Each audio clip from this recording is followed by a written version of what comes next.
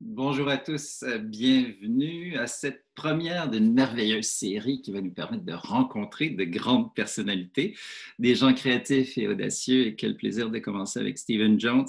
Stephen Jones qui a coiffé les têtes de Rihanna et Lady Gaga, en passant par Meghan Markle, et aussi de grands créateurs. La liste est très, très longue. On peut nommer Mugler, Gauthier, Montana, Marc Jacobs pour Louis Vuitton. On peut nommer Kim Jones, également pour Dior, comme des garçons, Tom Brown, John Galliano pour Dior, Maria Grazia Chiuri également pour Dior. Bref, on pourrait plutôt lui demander avec qui il n'a pas travaillé. Mais merci, Stephen, d'avoir accepté cette invitation. Je trouve ça formidable. Je suis très heureux d'être ici, pas exactement à Montréal, mais en mode français, québécois. Je suis ici à Londres maintenant. Il fait beau, dans le lockdown encore. On ne sait pas pour exactement combien de temps, on sait comme ça. Et on est devenu habitué maintenant. Et du chance parce que j'ai une jolie maison et un jardin et tout ça.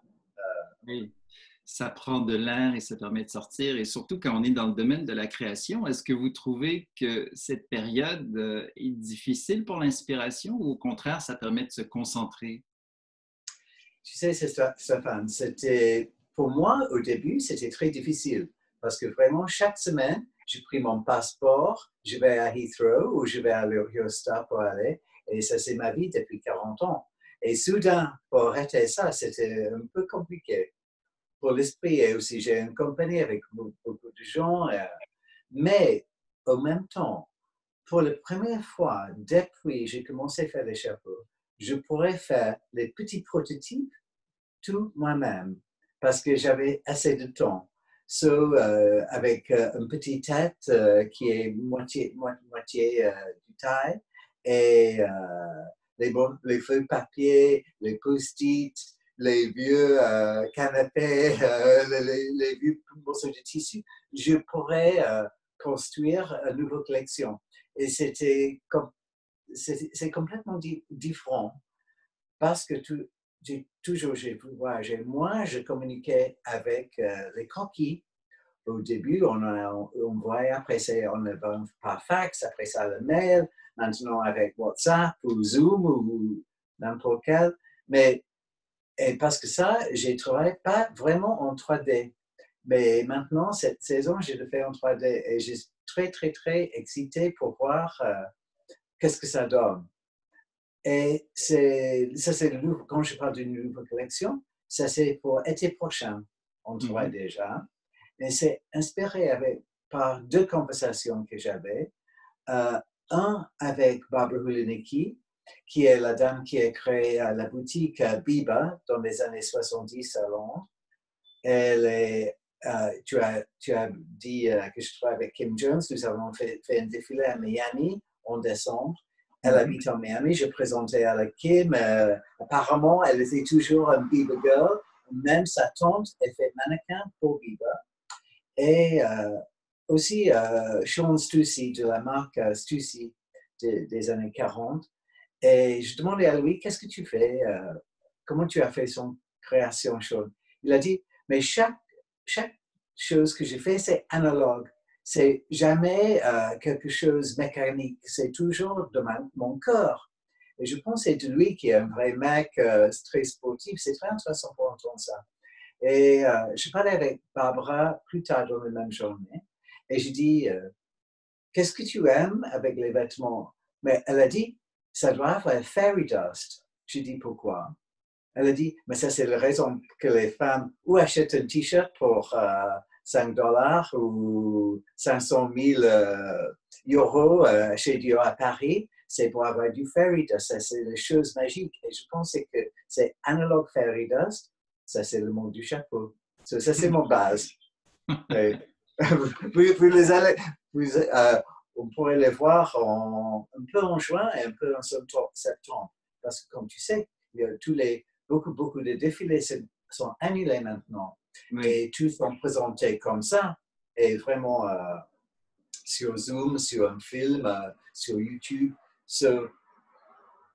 Toi qui es prof de médias, je suis sûr que tu es beaucoup d'intérêt que Ah dans oui. ce passe. c'est un changement impressionnant et ça nous pousse à se dépasser, à être créatifs et à être audacieux. Mais en préparant cette rencontre, je réalisais que c'était un chiffre important pour toi. 40 ans de carrière, ce qui est assez impressionnant. C'est les 20 ans du festival aussi. Donc, félicitations pour ces 40 ans de carrière. Ça doit être particulier comme sentiment. On doit avoir l'impression de, je ne sais pas, le chiffre peut être étourdissant et aussi à la fois, on se dit, c'est merveilleux d'être encore aussi passionné et intéressé par son métier. Oui, oui. Tu sais, il y a un sentiment chaque saison, quand je dois sortir les chapeaux, présenter ça ou à un client privé ou à un créateur le plus grand du monde, je suis toujours pas effrayé, mais je ne sais pas comment ça va. Est-ce qu'ils aiment? Est-ce qu'ils n'aiment pas? Est-ce que je peux avoir la puissance? Est-ce que je suis détruit? Et c'est ça, c'est le même maintenant que c'était il y a 40 ans. So, quand le monde tourne, il y a toujours les nouvelles saisons, c'est toujours un nouveau challenge. Et c'est quelque chose que vraiment j'adore faire. Les gens m'ont dit, mais pourquoi tu fais le chapeau? Mais pour moi, c'est le... Est-ce qu'on dit en français le cerise sur le gâteau, le cherry Oui, on the cake? oui, absolument. C'est vrai. C'est l'accent, comme vous l'avez dit dans ce livre, l'accent de la mode. Très beau livre Oui, d'ailleurs, qui est une oui, oui. référence et que je garde précieusement parce qu'en plus, vous me l'avez autographié. Et ça, je trouve ça, c'est un très beau souvenir. Et dans les souvenirs, et c'était une des raisons pour laquelle je voulais faire débuter cette série avec toi, Steven. Et on va regarder justement cette image souvenir. J'espère que tu la vois bien. C'était le Ah oui, début du festival en 2015 et c'était la soirée d'ouverture devant une foule enthousiaste et c'est un moment et des chaleurs que tu avais appris qui étaient d'inspiration canadienne parce que tu as une relation avec Montréal qui est oui, assez formidable et absolument. qui continue en fait. Et il y avait un autre invité qui était très heureux d'être là, c'est Vincent Leray, qui est le chargé du patrimoine chez Dior, avec qui tu as collaboré pour un livre, d'ailleurs dont on va parler un peu plus tard. Et il avait un petit message pour toi et on va l'écouter. J'espère que ça va. Oui, voilà. Bonjour Steven, bonjour Stéphane, c'est Vincent.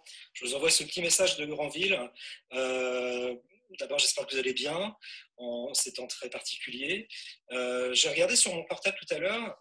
On s'était retrouvés la première fois en 2015, tous ensemble à l'occasion de l'édition du Festival de la mode et du design autour de notre cher Stéphane. Et j'en ai gardé un magnifique souvenir et je suis ravi de pouvoir revivre à l'occasion de la conférence que vous allez animer dans quelques instants, la magie et l'esprit de Montréal. Voilà, donc je vous souhaite une très belle conférence et vous embrasse très fort tous les deux. À très bientôt. Bye bye.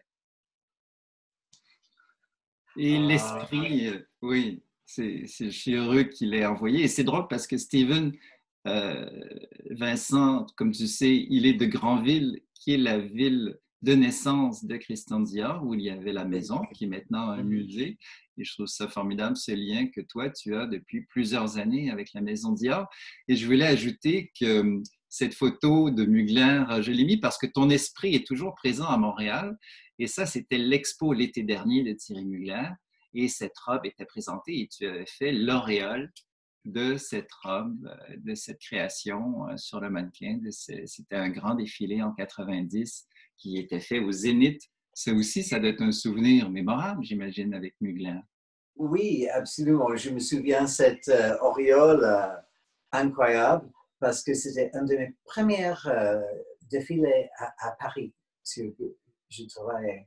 Et je le mets sur la tête de Pat Cleveland, le mannequin de vedette. Et elle est sur un trapèze. C'est très circoncis. Elle est sur un trapèze. J'ai dit, ça va, il y a beau, c'est tout caché au-dessus de la robe qui est en mousseline. Elle a dit, oui, mais tu sais, je suis enceinte de 8 mois. Mais je dis, pourquoi tu fais ça? Je sais pas, mais c'est trop tard maintenant. Mais tout est bien. Et je connais son fils qui était dans elle déjà. Mais cet chapeau, je le retravaille un peu, et ça c'est dans le Metropolitan Museum à New York pour l'exposition Heavenly Bodies, il y a 2 ans. Et je retouchais ça. C'était un moment très amusant dans la mode parce que moi, j'étais dans le sous-sol, dans une toute petite salle. Et moi, j'étais là avec mon aiguille et le fil de coton. Et il y a tac, tac, tac sur la porte. Et je dis entrez. Et c'était Anna Wintour. Elle a dit est-ce que je peux te présenter? J'ai quelques invités qui vont regarder. Qu'est-ce que tu fais? Et je dis oui.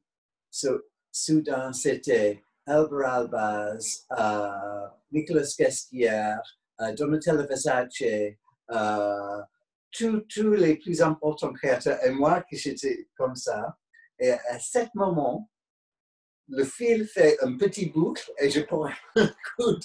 C'est vraiment une façon stupide. Mais c'est très bonne mémoire. Et bien sûr, mon travail avec Thierry m'informe, même maintenant, j'ai pas travaillé avec lui depuis très longtemps, mais son style, son ligne même, c'est très important pour moi.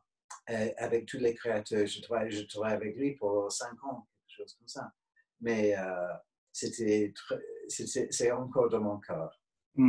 Et l'expo Mugler de Montréal, qui a été créée au Musée des Beaux-Arts de Montréal, a été un succès formidable. En fait, ça a été l'expo qui a eu le plus grand succès au Canada et parmi les 9 premières dans le monde. Et l'expo est en Europe et va venir à Paris aussi, au Musée des Arts décoratifs, musée que tu connais très bien.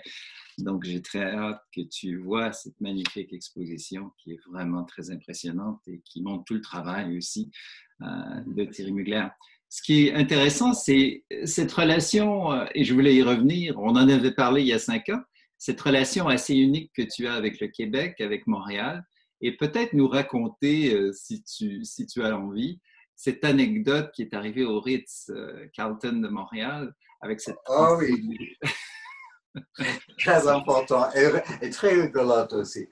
Parce que moi, je suis arrivé pour avoir une interview avec Iona Monahan, qui est la rédactrice de la mode pour The Montreal Gazette.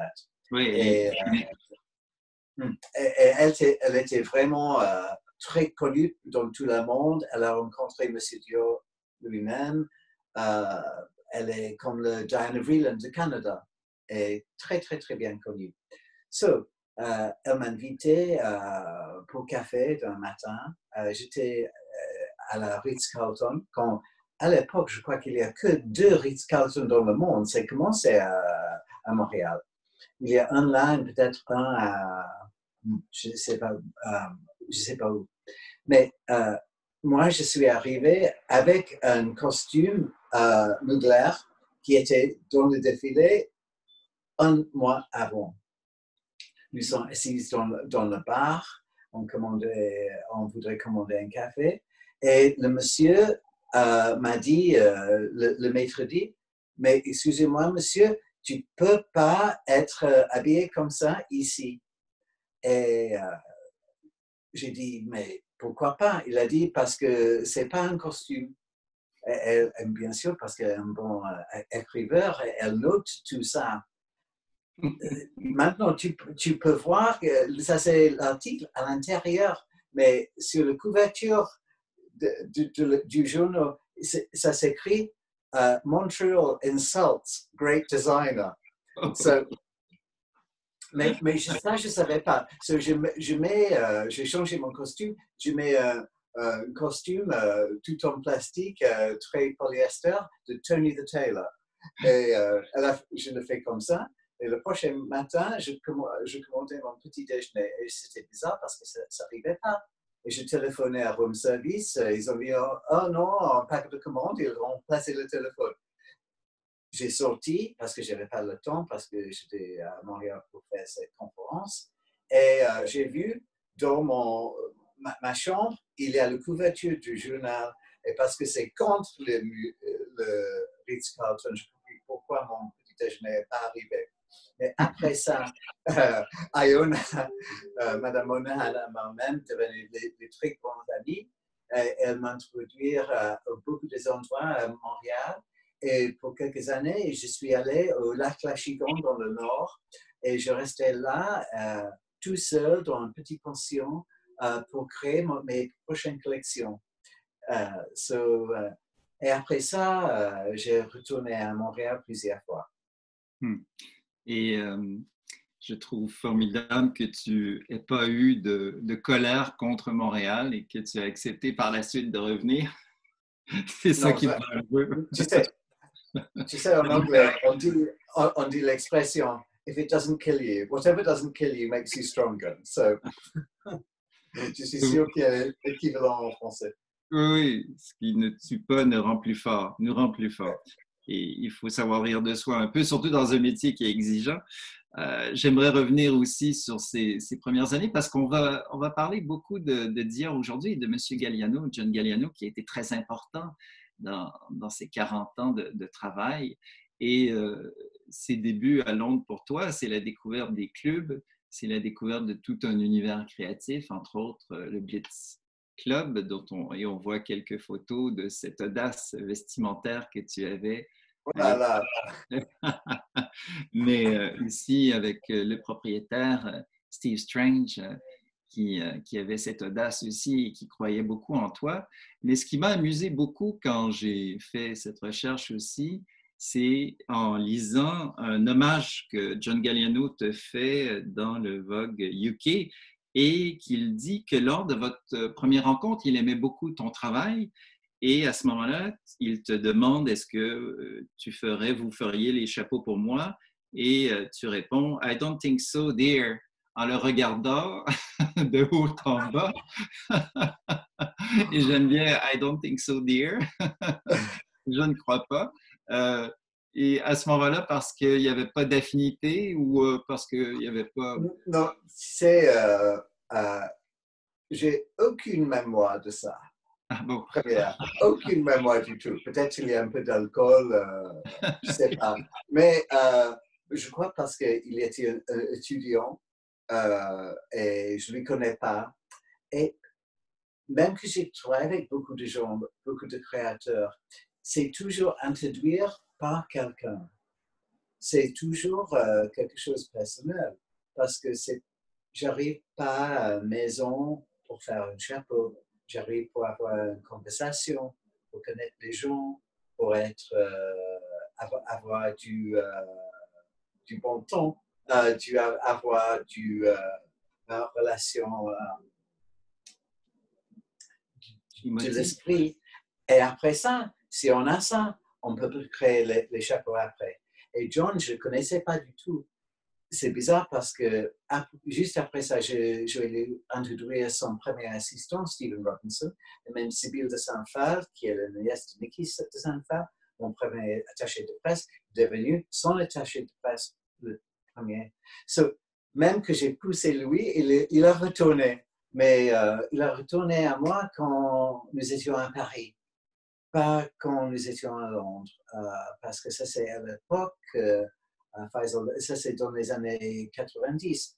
En 93, je lui ai rencontré. Parce que moi, je suis, je crois, 4 ans plus âgé que lui. On ne savait pas l'un à l'autre à l'université. Mais bien sûr, il était très bien connu, même quand il est jeune, parce qu'il a fait sa dernière collection fantastique quand il partit du collège. Mais toujours, les années après, quand c'était 3 heures du matin, on faisait les rendez-vous. Il a dit, oh, Stephen, tu veux faire le chapeau? Ou tu vas dire à moi, no, thank you, darling. C'est toujours repoussé à moi. Est-ce que tu arrives à expliquer pourquoi cette complicité et ce travail si merveilleux que vous avez réussi à faire ensemble? Je crois parce que juste avant, je travaillais avec les grands couturiers français. C'était Gautier, Mugler, Montana. Et avec eux, j'ai appris la discipline française de création dans la grande histoire de haute couture en France. Mais je commençais à comprendre que dans ma cœur, il y a quelque chose anglais que je voudrais rejeter un peu parce que je connais la vie en anglais. Et moi, à l'époque, j'étais beaucoup plus intéressant à être européen qu'anglais parce que c'est l'époque de EU, que tout le mélange entre Angleterre et Europe. Mais je comprends, peut-être parce que je passais beaucoup de temps en France, je peux voir Angleterre de distance. Et j'ai vu qu'il y a quelque chose de spirituel, idiosyncratique, une complexité anglaise que j'adorais, que je mets pas jamais dans mes chapeaux. Et j'ai vu que peut-être je pourrais faire ça avec John, parce que il fait la combinaison entre Angleterre et la France dans son travail. C'est il prend l'esprit du punk, de l'alternative, de rock and roll et tout ça. Mais il adore Madeleine Vionnet, Christian Dior, Christopher Balenciaga.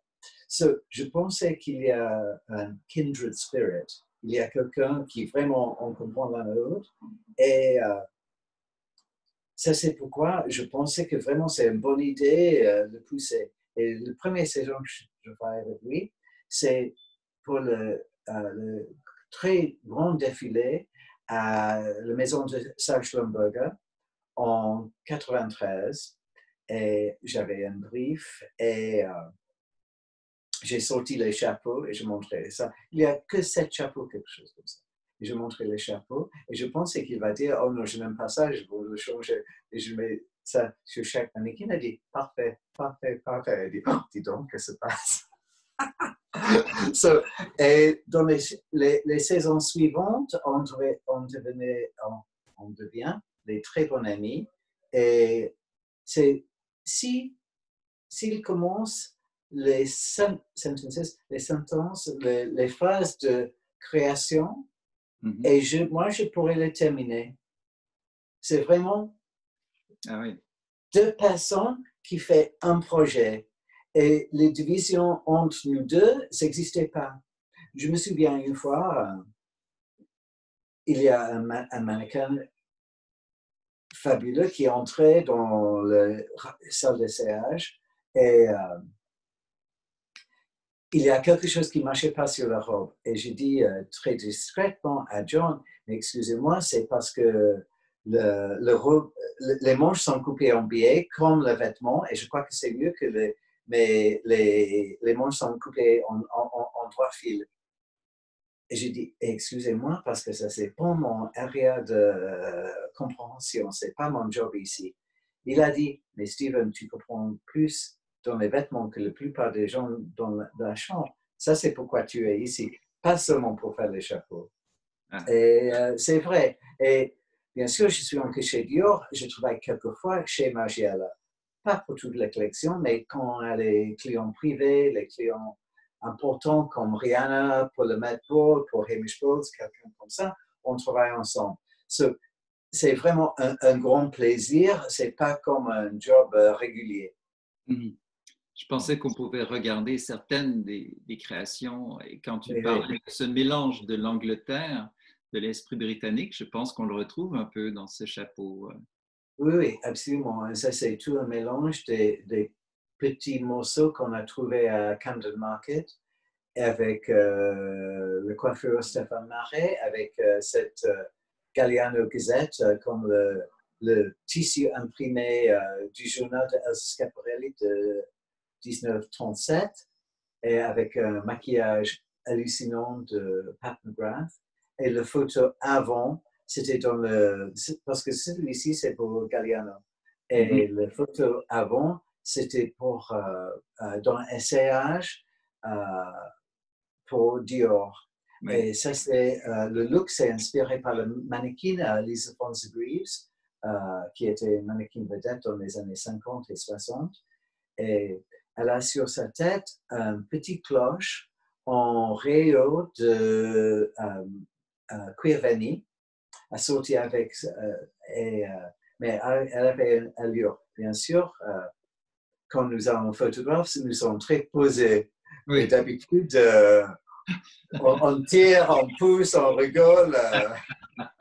C'est moins élégant. C'est la mode, c'est tout, c'est haute couture, c'est tout, c'est par la vérité. C'est notre fabrication fabuleuse. Mais la photo était tellement belle, j'avais plaisir à la présenter encore.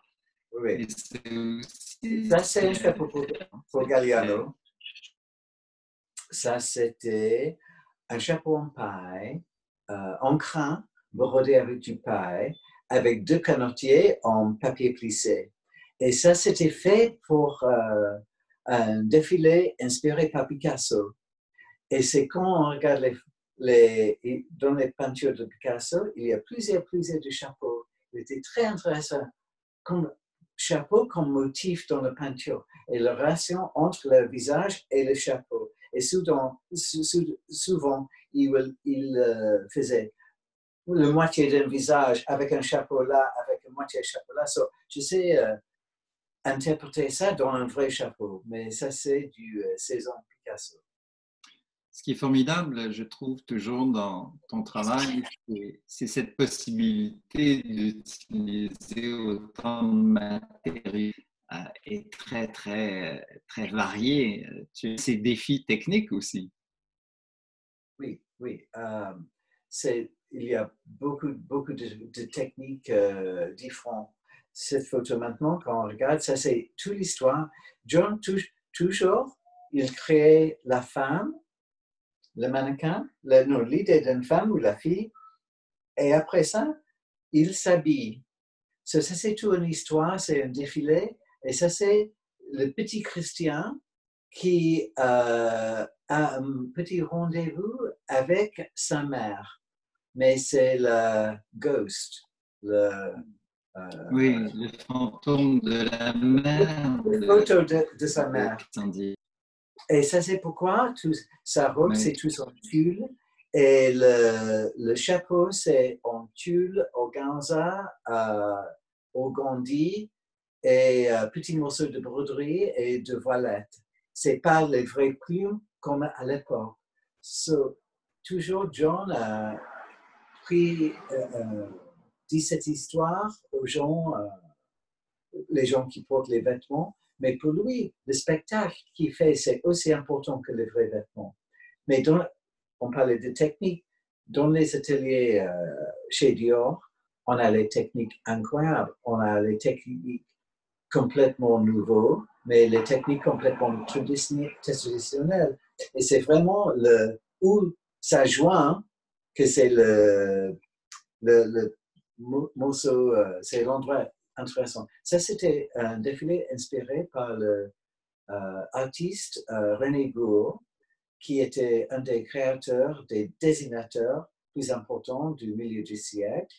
Et il a fait tous les dessins d'illustration de Eau Sauvage, Mistio, tous les parfums, et quelquefois les vêtements aussi.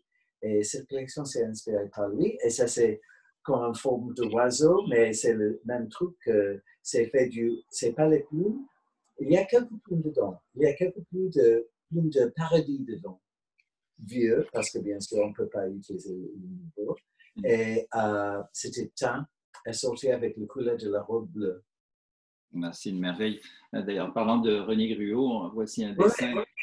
C'est le très beau livre de Vincent Leray qui nous parlait au début de cette conférence. C'est Gruot qui était très important pour dire et que John aimait beaucoup. C'était un créateur, un dessinateur qu'il aimait vraiment. Et ça, une création tout à fait étonnante qui est un défi de technique et de matière. Donc, ce défilé modèle Toutankhamon, ça a été tout un défi pour toi, oui. Un cauchemar. C'était peut-être le plus stressé. Je crois que quand j'arrivais au défilé, je pensais, est-ce que je vais mourir dans ce défilé ou pas? Parce que je ne savais pas. Tu sais, quand je sais ce chapeau, c'était fait en résine, plaqué, c'était doré. Quand je sais la nuit avant, à 11 heures du soir, ça ne tient pas sur sa tête parce que c'était trop lourd. Pendant le soir, on a mis beaucoup d'éponges, double face, on a collé ça sur le front. Aussi, je fais tu vois, c'est Erin O'Connor encore. Elle porte le petit barbe. J'ai fait le barbe aussi. Ça, c'était 2 kilos, quelque chose comme ça, avec les petits liens de cuir qui montent sur la tête et après on met le chapeau. Et Erin, elle était dans le backstage, et puis elle a dit, My God, am I going to make it? J'ai dit, I hope so, darling. Elle a vu ça même, soudain, devant le miroir, et vraiment, elle devenait Nefertiti, elle devenait Toutankhamon. Et elle sortit à Baby Boy de Beyoncé. C'était un moment dans la mode hallucinant, vraiment incroyable. Et quand elle est sortie du podium, le moment, elle a tombé comme ça. Pas parce que c'était trop serré, mais juste avec l'effort d'être comme ça. Parce que quand on fait un défilé, c'est comme une présentation de théâtre, mais on ne fait qu'une seule performance. Le stress, la pression pour être parfait, c'est énorme, c'est gigantesque. Tu le sais, bien sûr, tu as fait beaucoup. Même pour les petits défilés, tout le monde est très, hyper avant.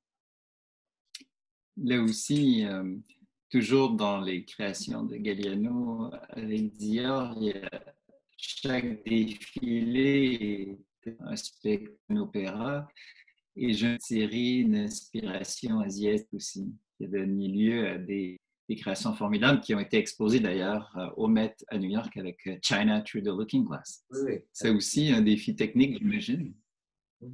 C'est les techniques, oui, ça c'était très, avec les embontailles, c'était très compliqué parce qu'ils étaient lourds, mais ça doit avoir l'apparence de flotte sur les cheveux. Mais pour avoir ça, on avait une structure au-dessus, fait avec des tiges de métal, on s'appelle ça les cordes à piano, avec les tiges qui sortent comme ça. Après, on a fait les tresses dans les vrais cheveux, on a épinglé le cage au-dessus. Après ça, on a mis un perruque. Après ça, on fait les épouvantails. C'était pas 2 minutes pour sortir dans le matin, ça fait peut-être 2 heures pour faire tout ça. Et ça, c'est qu'une des coiffures comme ça. Et il y a, dans cette défilé, il y a 53, je crois. Ça prenait des mannequins définitivement exceptionnels. Retour sur Gruau encore. Oui, ça c'est le palette de M. Gruau, le palette de M. Dior. Et comment c'était fait originalement, c'est en fait en daim gris. Et les couleurs de peinture, c'était juste c'était découpé, mais très graphique, très dessin animé à peu près. Et quand j'ai montré ça à John 2 jours avant, il a dit « Oh, je crois que c'est pas assez riche. Peut-être je pourrais faire les choses en paillettes. » Ça, c'est les touches de peinture faites en paillettes, mais parce que c'est très fin. Chacun coûtait, je crois, 2 000 euros. Tu peux voir ça, c'est 8 000 euros parce que je n'ai pas la permission avant. J'étais tué par les gens financiers chez LVMH, tu peux imaginer. Mais en même temps, c'était sur la couverture de 30 journaux autour du monde. Je crois que c'est un bon investissement. Oui, c'est ça qui est formidable quand on a la confiance, malgré les dépenses. Parfois, il faut aller au bout d'un fantasme pour aller beaucoup plus loin. Oui, absolument. Et tu sais, quelquefois, on fait un chapeau comme ça qui coûte une fortune, mais en même temps, on sait que si on peut, on prend un rosier ou une lisse ou un petit ruban et met ça sur la tête, ça c'est le chapeau le plus charmant. C'est pas parce que c'est cher que c'est bien, c'est parce que quelquefois les choses spontanées sont beaucoup plus impressionnantes. On va faire un petit passage. Je voulais souligner C'est au Met Gauthier Ball parce avec Jean-Paul, avec la princesse Elizabeth Von Texas. Ça a été une relation. parce que cette relation avec Jean-Paul, c'est ce qui a un peu ouvert les portes vers Paris pour toi. Parce que le passage du couturier londonien, du créateur londonien vers Paris, c'est Jean-Paul Gaultier qui a ouvert la porte. Oui. Tu connais l'histoire ou pas? Un petit peu de cet extrait dans un clip. Il t'a vu dans un vidéoclip de Boy George, non? Oui, oui. J'étais dans le vidéoclip de Do You Really Want to Hurt Me? Et Jean-Paul Gaultier a vu ça. Et je portais un costume de 3 pièces avec un fez. Et, parce que j'adore le Maroc. Et c'était un peu... Son première collection homme, c'est un peu inspiré par le Café de Paris, qui est un très important café à Tanger. Et mon look s'était inspiré par ça. Et il me demandait si je pourrais être dans le défilé. Mais malheureusement, j'ai cassé mon jambe.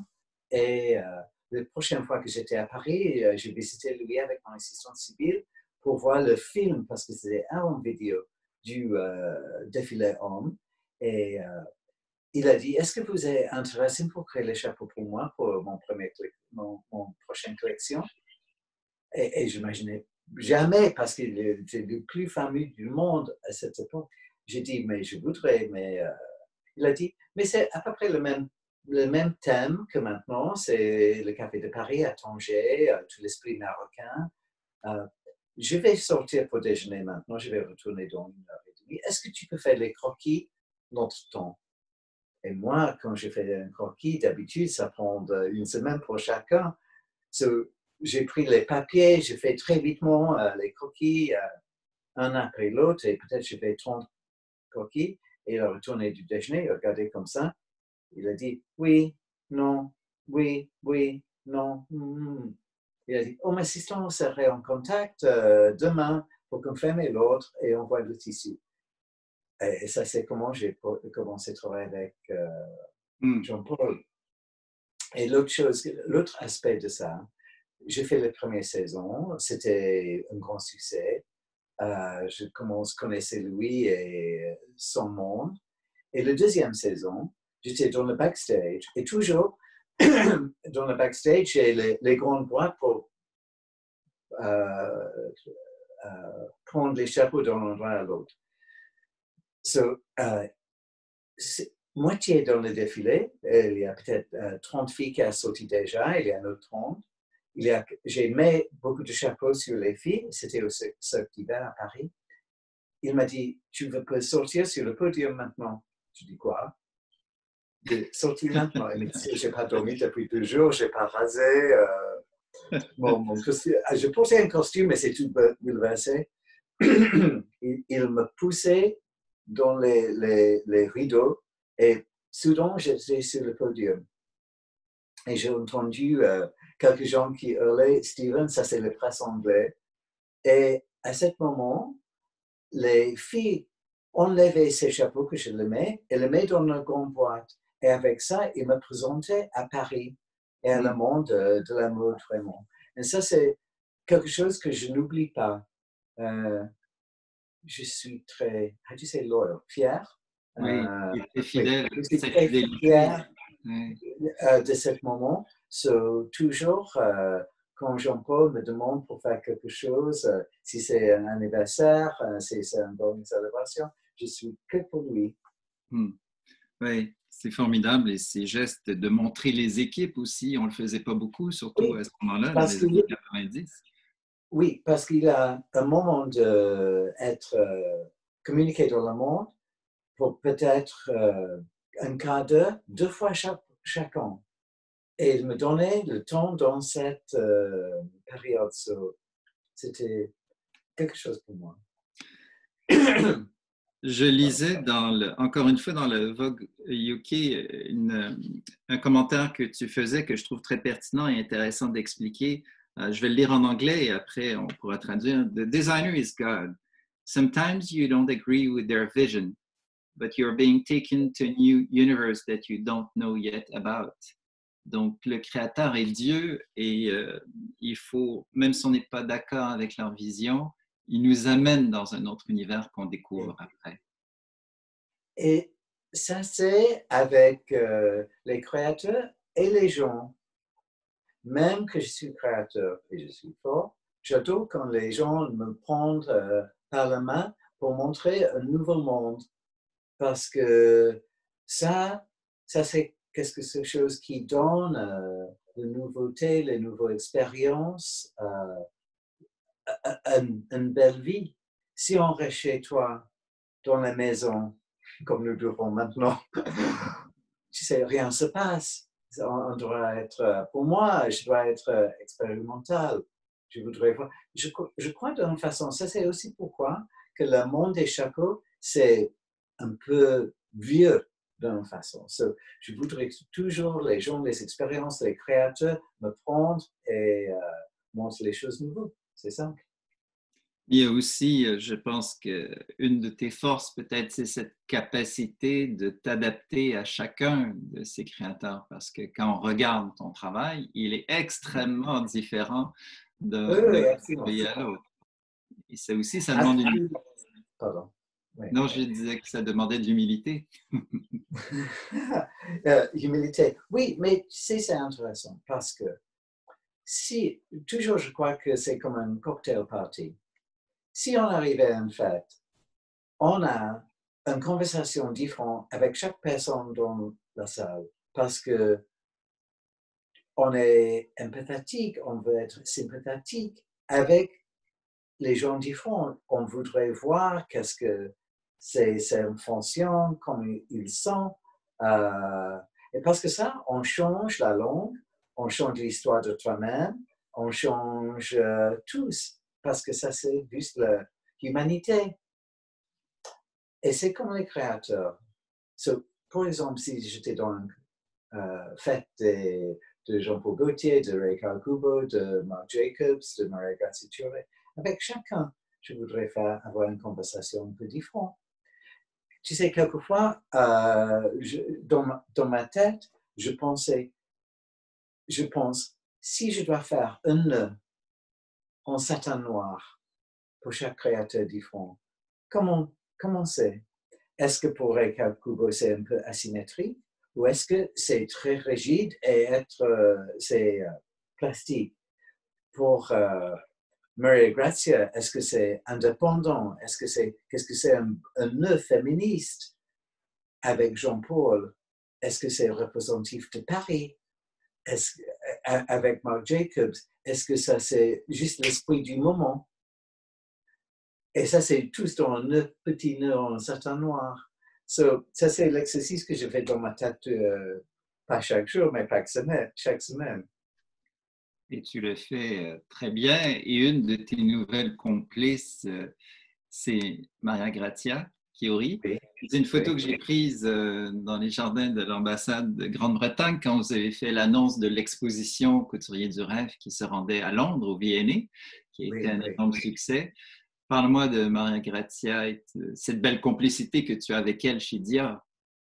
Oui, tu sais, la première fois que on connaît l'un à l'autre un peu socialement parce que pour Journey Through the Looking Glass, j'ai fait quelques chapeaux pour aller avec ces robes de Valentino. C'est les robes en dentelle tout rouge.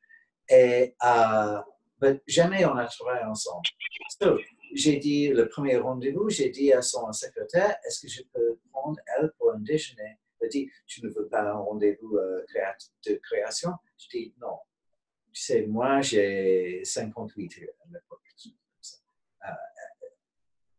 On doit être les amis avant, après ça, on pourrait faire la création. On a parlé, elle a dit, j'ai jamais fait le chapeau, mais je voudrais le faire. Je porte les chapeaux souvent, et sa fille, elle porte les chapeaux souvent, mais j'ai un brief, et 3 semaines après, j'arrivais avec les prototypes, et d'habitude, on a un mannequin jeune, mince, très grand, qui promène dans le chapeau et les vêtements. Elle a dit, Steven, est-ce que je peux essayer les chapeaux moi-même? J'ai dit, bien sûr. Je mets le chapeau sur elle. Elle était ravissante dans les chapeaux. Et parce que ça, on a commencé à travailler ensemble. On voit du chance. Oui. Et maintenant, dans chaque défilé, pas chaque, mais presque chaque défilé, il y a plusieurs de chapeaux. Même on regarde maintenant, ça c'est la publicité pour cet automne. Et c'est incroyable qu'il y ait un chapeau qui est si important dans la publicité parce que d'habitude c'est un sac, mais elle est tellement belle dedans. C'était un petit bob avec un petit nervure d'un chapeau d'homme au milieu du haut, avec une touche de féminité dans la voilette. C'est un exercice en subtilité. Oui, c'est la collection pré-automne d'ailleurs. C'est dans le Vogue actuel, le Vogue américain. Et c'est magnifique. Jennifer Lawrence, c'est superbe. Et ça, c'est le premier défilé de Maria Grazia pour Dior. Et cet hommage à la nature, c'est magnifique. Et on voit justement cette belle collaboration parce que vous allez quand même dans des choses assez audacieuses aussi. Oui, et c'est quelque chose pour cette première défilé qui était incroyable. Et dans le programme qui est donné aux invités, c'est toujours marqué le nom de la robe et la composition, ou c'est tulle, ou c'est soie, ou c'est velours, ou quelque chose comme ça. Les clients peuvent marquer qu'est-ce qu'ils veulent. Et aussi, elle a inclus le petit dessin du chapeau que j'ai fait pour chaque tenue. C'était un grand privilège. Et ça, c'est un défilé à Shanghai. Oui. Non, ça, c'est un défilé au Japon. Et ça, c'est les branches de cherry blossom, sakura. En français. Les cerisiers. Cerisier. Une bonne nouvelle aussi, c'est d'apprendre que tu es officiellement directeur artistique des ateliers de chapeaux chez Dior. Après 23 ans, presque 25 ans avec cette maison, enfin, ça se confirme officiellement. J'ai un bureau au coin et je peux avoir un planteau d'ici. Une carte de visite aussi avec oui, une carte de visite, très important, ouais. Et je regarde quelquefois. C'est un peu c'est une forme, est-ce qu'on le voit comme une forme de consécration? Oui, mais tu sais, avec la mode, c'est très important d'avoir un peu d'humilité parce qu'on doit tous refaire chaque saison. Oui, on doit avoir la gravité de l'importance d'une façon, mais en même temps, on est un stagiaire en même temps. Oui, je comprends. Le défi est constant. Et c'est ça qui est merveilleux, c'est de poursuivre malgré ce stress. Je te trouve très, très bon. J'ai adoré cette série aussi, ces loups, ces masques. C'était la collection en 2018, toujours avec Maria Grazia pour Dior. Ouais. C'était magnifique, cette légèreté, cet effet d'optique. Oui, c'était très difficile. C'était très difficile à fabriquer ça. Et mais c'est très simple en même temps, mais la technique doit être parfaite. C'est un laiton autour les yeux d'une forme spécifique. Tu peux voir sur la photo à la droite, les deux ici, que c'est les couches de tulle. Chacun découpé 1 centimètre en chaque couche pour avoir cet effet dégradé. Quand j'ai sorti ça, dans la salle des essayages, il y a peut-être 30 personnes. Il y a les gens du sac, les gens du soulier, les gens du tissu, les maquilleurs, les coiffeurs, les gens du business. Tous une grande équipe, tous en petit siège, doré comme l'époque de Monsieur Dior, et Maria Grazia est au devant, au milieu. Et moi, il y a un petit rideau et le coordinateur des ateliers dit, je présente look numéro 34, quelque chose comme ça. À la sortie, j'ai dit à Maria Grazia, est-ce que je peux mettre un masque? Elle a dit oui. Et je mets le masque comme ça. Et d'habitude, il y a beaucoup de gens qui chuchotent, qui parlent comme ça. Il n'y a rien. tout le monde a arrêté et Maria Grazia stood up and she started tapping. And she said, "Thank you, Stephen." Ah oui, c'est magnifique. C'était un moment incroyable. Puis en plus, il y a le travail avec Peter Phillips pour le maquillage. C'est là que on voit que c'est un travail d'équipe. Il y a la création de vêtements, il y a ce maquillage qui va dans la direction aussi de la création. C'est assez fabuleux. Parce que vraiment, quand on travaille en équipe, on le construire le look comme ça, c'est pas une personne qui dit je voudrais avoir ça, mais vraiment on construit le look ensemble et c'est une osmosis qui est fantastique quand ça fonctionne bien. Et quand ça fonctionne pas bien, c'est toujours un peu comme ça. Retourner à l'atelier. Ça, Monsieur Dior aimait beaucoup les fleurs et je trouve que cette création représente très très bien cet amour de Christian Dior lui-même pour les fleurs et les jardins. Oui, absolument. Et ça, c'est tous ces fleurs qui sont faits à Paris à la main. Et ça, c'est tous les feuilles et les fleurs de la campagne. Il y a même, on ne pourrait pas voir si facilement dans cette photo, il y a les petits abeilles et aussi les papillons. Ouais, formidable. Je voulais, dans cette collection, en fait, qui est la collection actuelle, avec ces chapeaux magnifiques en paille, je me demandais si l'inspiration n'était pas, j'ai réussi à avoir grâce à Vincent, le chapeau de paille de Monsieur Christian Dior lui-même, qui était exposé à la Colle Noire.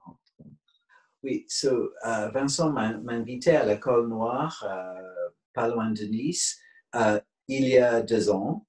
Et c'était une des maisons de campagne de M. Dior avait. Et c'est très proche à Grasse, où ils font tous les parfums, toutes les recherches de parfums. Et la maison s'était reconstruite par le parfum Christian Dior. Et j'ai fait un tour avec les autres gens et j'ai vu juste à la côté, qu'est-ce que c'est ça? C'est pas vraiment, même pas sur une table, c'est au-dessus d'une table. Il dit, oh, c'est le chapeau de M. Dior. J'ai dit, oh, le chapeau de M. Dior, c'est vraiment qu'on trouvait the pot of gold at the end of the rainbow. Pour moi, je regardais et j'ai pris cette photo et quand on commençait à travailler sur cette saison, sur les collections pour été 2020, j'ai montré cette photo à Maria Grazia parce qu'elle voudrait avoir quelque chose de la campagne, simple, jeune, frais. Et ça, c'est notre inspiration pour les chapeaux de cet été. Bien sûr, nous avons interprété d'une façon différente, mais moi, je crois que la garniture en ficelle, c'était fait par M. Dior lui-même, parce que ce n'est pas le travail d'un modiste. On voit une touche d'ailleurs qui fait très couture. Je voulais présenter aussi la création que tu as faite pour Kim Jones, parce que Kim Jones a beaucoup de succès dans les collections pour hommes avec Dior. Et là, on voit justement cette polyvalence du chapelier que tu es pour s'adapter et une casquette assez formidable parce que là, c'est un artiste, Arsham, cet artiste américain qui fait, c'est presque de l'archéologie, c'est-à-dire que comme si on avait découvert des choses d'un passé qui est passé lointain et la casquette semble être un peu déformée ou détruite. C'est un défi, encore une fois. Oui, Kim, je connaissais quand bien sûr, il est anglais et je connaissais lui quand il était chez Vuitton. Quand il commençait à travailler chez Dior, il me demandait pour travailler avec lui. Nous avons visité Daniel Arsham, nous deux, à son studio à New York. Et moi, j'adorais ce qu'il faisait. Et aussi pour les chapeaux lui-même. Je commençais à développer les idées. Et on ne voit pas tellement dans cette photo, mais c'est juste le front du casquette de baseball. Et le derrière, ça n'existe pas. C'est tout mangé, c'est concis. Oui. Mais chaque saison, Kim travaille avec les artistes différents pour une expression artistique contemporaine.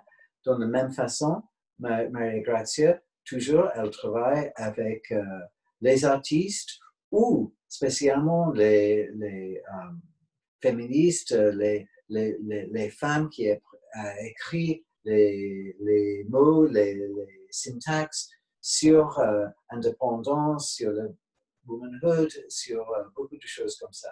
Il est ton heure. Oui, c'est l'ordinateur qui nous parle.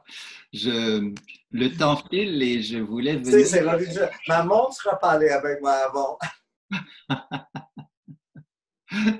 Un endroit merveilleux qui est, on en parlait un peu au début, qui est la maison, on va la voir ici apparaître à l'écran. Et c'est la maison de Granville, la maison de Christian Dior, où il devait y avoir cet été une exposition consacrée au chapeau et qui est accompagnée d'un livre. Et cette expo est sur les chapeaux Christian Dior, de Christian Dior à Stephen Jones. Un très beau titre et un bel honneur encore une fois. On voit la maison, donc c'est Granville, c'est en Normandie. Et on avait, je voulais te réserver une petite surprise, un autre message parce qu'il y avait une commissaire pour cette exposition qui s'appelle Florence Muller, qui est une femme formidable, et Florence qui a fait également la fameuse exposition gigantesque qui est au Musée des Arts décoratifs et au V&A, qui était Couturier du rêve. Et voici ce petit message de Florence qui va te parler. Hi Stephen, how are you? I hope you are well, despite the stay at home. Perhaps you have noticed the hat that I'm wearing. I'm sure you recognize this hat that you have created for Maria Grazia Chiuri at Dior. It was for this very special collection inspired by Mexico and the Mexican girls, the Escaramuza. I love this hat, and I love all the hats you have created since so many years, and I think you are perhaps the most famous and talented millionaire in the history of the creation of hats. I am very proud to be one of your friends, and I really love the fact that you are able not only to create enchanting accessories, very sometimes crazy and very eccentric, but on the other hand, you are also so good in creating for the normal life, for the everyday life, like the famous beret, which has become such a success at Dior, and many other things. It was really lovely to have the opportunity to work with you on this book devoted to the history of hats at Dior, and it was a great adventure. We shared so many stories from Mr. Dior to yourself when you arrived 25 years ago at the head of the millionaire department at Dior, and I think it was a great adventure because really you share something essential with Christian Dior. It's the idea that the hat, finishing touch of a silhouette. Thank you so much. Bye-bye. So lovely to see her. And what is completely extraordinary, I did not know, that I'm wearing the same hat but in negative. J'ai trouvé ça formidable quand j'ai I'm vu le wearing the men's chapeau. version, which is slightly smaller, and she's wearing the ladies' one, which is bigger. Et Florence nous parlait de Denver parce qu'elle est la commissaire pour le département de textile et de mode du Art Museum de Denver, en plus de faire ces formidables expositions. Mais ce qui est bien, on n'a peut-être pas l'exposition, mais il y a le livre. Et ça, c'est peut-être important d'en parler parce qu'il vient tout juste d'être imprimé. Tu as même une copie avec toi, je crois. Oui. Mais juste un petit note, parce que vous savez que avec tous les musées, c'est impossible pour le moment quand on parle aujourd'hui. Et on ne savait pas exactement comment on pourrait faire pour l'exposition. D'habitude, le vernissage devrait être en avril. Et peut-être ça va décaler jusqu'à juillet ou même août. Mais en même temps, ça c'est tellement court pour avoir cette exposition. J'ai de nouvelles hier que c'est décalé jusqu'à 2022. Pour tous les Québécois qui veulent voyager à Granville, et tout le monde, il a le temps pour arranger, parce que maintenant, pour prendre l'avion, c'est pas évident. Non. Non. Je suis très heureux qu'ils ont me dit hier matin que c'est décidé. Mais le livre est sorti. Et ça, c'est le premier livre qui est sorti, et je l'ai ici maintenant, Chapeau Dior, de Christian Dior à Stephen Jones. Et ça, c'était fait tout à la main. Ce n'était pas fait à la machine, je pourrais l'avoir pour aujourd'hui. Voilà. Et en plus, pardon. Ce que j'allais dire, ce qui est formidable, c'est qu'on va pouvoir se préparer pour l'exposition en lisant le livre. Oui. Et l'exposition, toujours quand on prépare les expositions et les livres, sont un peu différents. Parce que dans l'exposition, ça c'est pour l'expérience d'être là, mais pour un livre, la raison c'est un peu différent. Ils suivent l'un à l'autre à peu près, mais il y a quelques points qui sont différents. Mais dans ce livre, je peux vous montrer, c'est les photos très, très, très fameuses de Pan, de Avedon, cette petite boule en léopard, c'est adorable. Ça, c'est un des chapeaux que j'ai fait pour John Galliano, pour son premier défilé. Et cet chapeau ici, c'est un chapeau d'homme, mais dans la même silhouette de chapeau que John portait lui-même, mais fait en fil d'électricité, dans la technique Zulu. Et quel d'autre? Ça, c'est une série incroyable. Avant, je ne sais pas si les gens qui vont voir ça vont savoir, mais quand Dior a commencé, il n'était pas créateur des robes. Il avait une galerie des beaux-arts. Il était le représentant pour de Salvador Dali. C'était incroyable. Il a une autre vie avant. Après le crash de Wall Street en 28, son père a perdu tout l'argent. La galerie a fermé. Quand il est retourné à Paris, il commençait à faire les croquis. Il a vendu les croquis Le Figaro de mode contemporaine. Et les croquis qui avaient le plus de succès, c'était les croquis des chapeaux. Et il a vendu les croquis de chapeaux aux gens les plus grands modistes. Et à la musée, on expose, par exemple, ce croquis. Et ça, c'est un croquis de Christian Dior fait plus proche en 37. Il a fait ça en 37.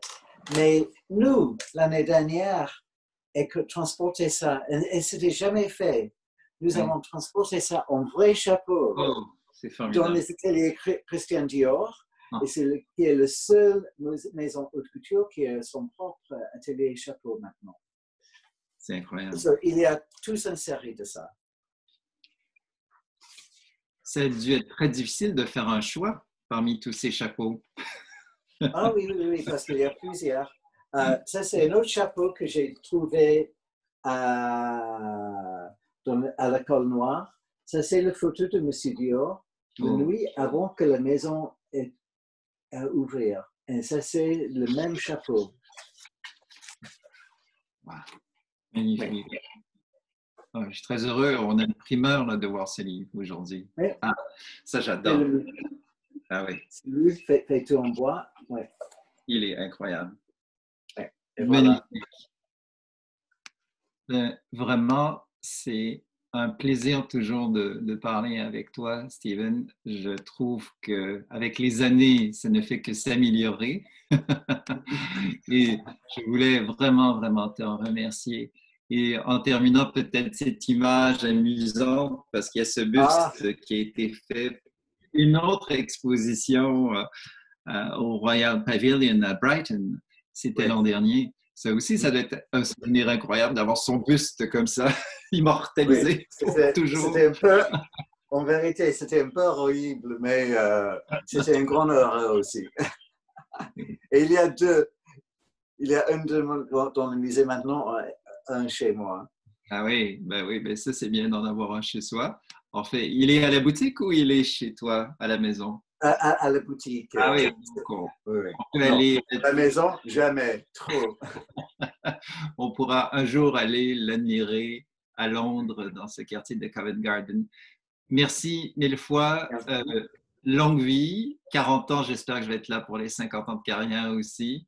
Mais c'est vraiment une joie et merci de ta générosité et merci de nous faire rêver aussi parce que le rêve est important en ce moment. Très important. Et merci pour l'inviter. Malheureusement, je ne suis pas à Montréal, mais quand les avions volent encore, je suis sur le premier. Merci beaucoup. Au revoir. Merci, Stéphane. Au revoir.